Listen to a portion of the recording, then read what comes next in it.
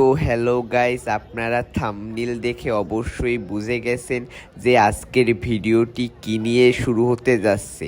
এই ভিডিওটি মূলত আপনি কিভাবে মিরপুর স্টেডিয়ামের ভেতরে ঢুকবেন এবং কোথায় কোথায় আপনার চেকিং করা হয় এবং মিরপুর স্টেডিয়ামের ভেতরে কি কি রয়েছে সেই বিষয়টি নিয়ে। তো আমরা এখন এই লাইনে দাঁড়িয়েছি। এখান থেকে মূলত আমরা 1 নম্বর গেটে আসি, যেখান থেকে আমরা চেকিং করে ভিতরে ঢুকবো। এখানে অনেক বড় লাইন হয়। এখানে কিছু ভলেন্টিয়ার থাকে যারা আপনাকে বলবে আপনার মানি ব্যাগ এবং হ্যান্ডফোন হাতে নিতে, কারণ আপনাকে চেকিং করা হবে এর ভিতরে ঢুকিয়ে। যেখানে আপনাকে চেকিং করবে আনসারের কিছু লোকেরা। এখানে কিন্তু পুলিশ এবং র্যাব উভয়ই উপস্থিত থাকে। তারপর আপনাকে এই সামনে যে মেশিনটি দেখতে পারছেন, এই মেশিনের ভেতর দিয়ে যেতে হবে। তো এরপরই কিন্তু আমরা স্টেডিয়ামের ভেতরে ঢুকে গেলাম। এই দেখতে পাচ্ছেন আপনার মেশিন দুটো, এর ভেতর থেকে আপনাকে আসতে হবে, কারণ এখানে আপনার চেকিং করা হয় যে আপনি কোনো অবৈধ অস্ত্রপাতি নিয়ে আসছেন কি না। এরপর আপনি আস্তে আস্তে সামনের দিকে উঠতে থাকবেন এবং আস্তে আস্তেই কিন্তু আমরা প্র্যাকটিস গ্রাউন্ড দেখতে পারবো এবং সামনে রয়েছে ছবি তোলার জন্য কিছু স্পেস, যেখানে বসে আপনি ছবি তুলতে পারবেন।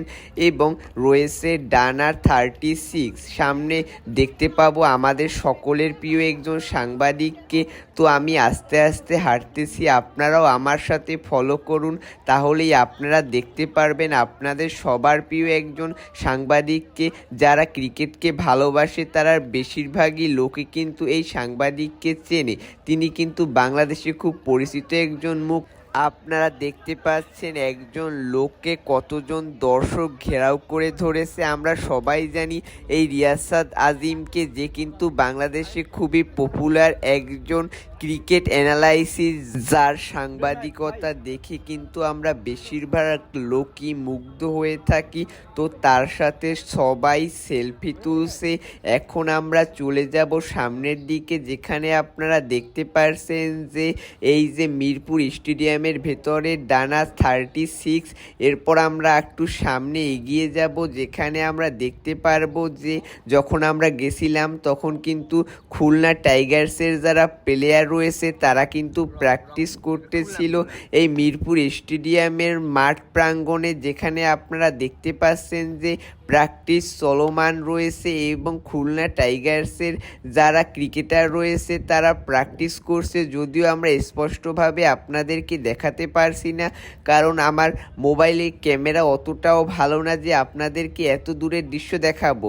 স্টেডিয়ামে যাওয়ার পথে কিন্তু আপনারা দেখতে পারবেন মুগ্ধ পানি কর্নার, যেখানে আপনারা ফ্রিতে পানি খেতে পারবেন।